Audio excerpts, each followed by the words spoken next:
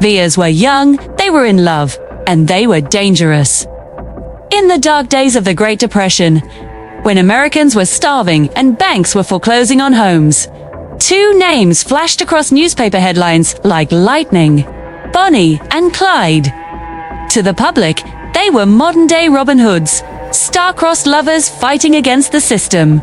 They were glamorous, fearless, and free. But the reality was far from the movies. Their life wasn't a romantic road trip. It was a desperate, dirty, and bloody run for survival.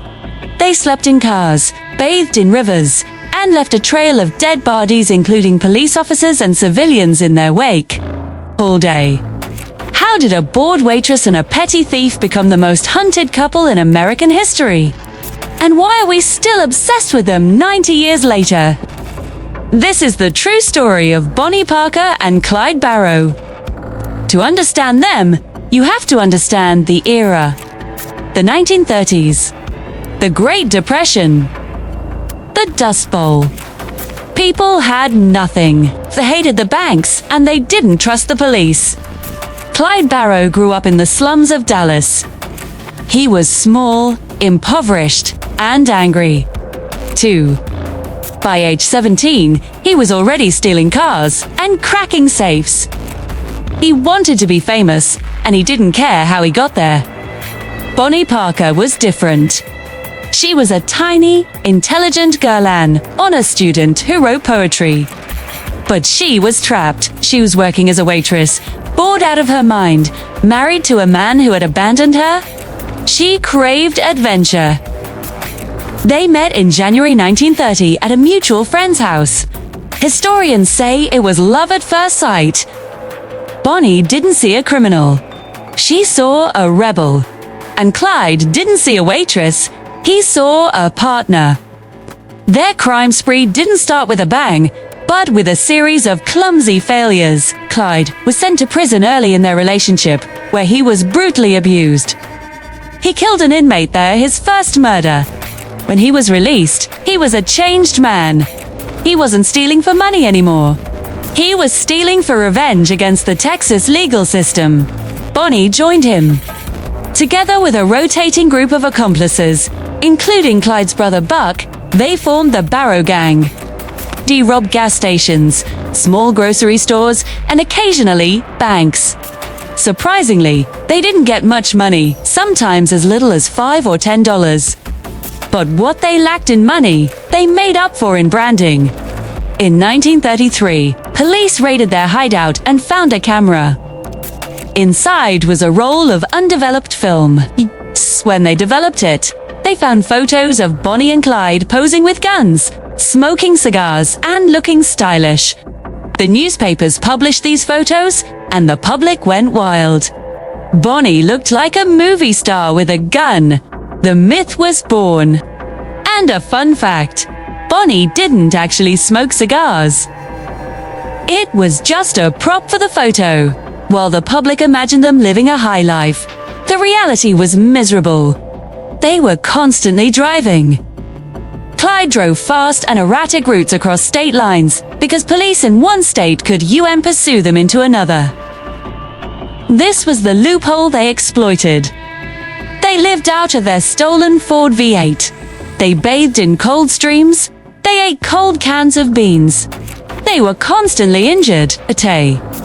In a car accident, battery acid poured onto Bonnie's leg, burning it so badly she could barely walk. For the last year of her life, Clyde often had to carry her. They were dirty, exhausted, and terrified. They knew there was no happily ever after. As Bonnie wrote in one of her poems, "Someday they'll go down together, and they'll bury them side by side." 2. Few be grief to the law, a relief, but it's death for Bonnie and Clyde. The public love affair with the couple didn't last. Initially, they only shot to escape. But soon, they started killing for convenience. The turning point came on Easter Sunday, 1934, near Grapevine, Texas.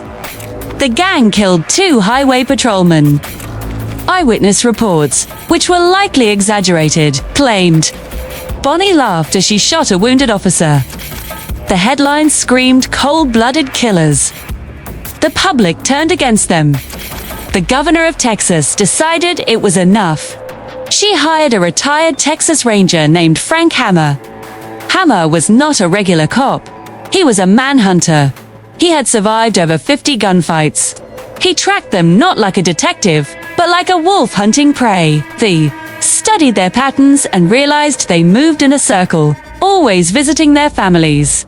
May 23, 1934, Gippsland, Louisiana. Frank Hammer and his posse set up an ambush along a quiet country road. They knew Clyde would pass this way. They waited in the bushes for hours. At 9:15 a.m., they heard the roar of a stolen Ford V8. Clyde was driving. Bonnie was eating a sandwich. There was no warning, no halt, no hands up. As soon as the car was in range, the officers opened fire. It was a massacre. They fired over 130 rounds of ammunition into the car. The shooting was so intense it sounded like a machine gun. The car rolled into a ditch. The silence that followed was deafening. Bonnie and Clyde were dead before they even knew what hit them. What happened next was perhaps the most disturbing part of the story. Within minutes, locals heard the gunfire and rushed to the scene. It became a circus. People tried to cut off locks of Bonnie's hair, grab pieces of their clothes, and even tried to cut off Clyde's ear as a souvenir. The police had to physically push the crowd away to protect the bodies. The death car is still on display today at a casino in Nevada. Bonnie and Clyde wanted to be buried together, but their families refused. They were buried in separate cemeteries in Dallas. In the end, they were just two kids from Texas who wanted to be somebody. They found fame, but the price was their lives. They remained the ultimate symbol of rebellion, reminding us that sometimes we fall in love not with the hero, but with the villain. What do you think? Were they victims of the Depression or cold-blooded killers? Let me know in the comments. Don't forget to like and subscribe for more history.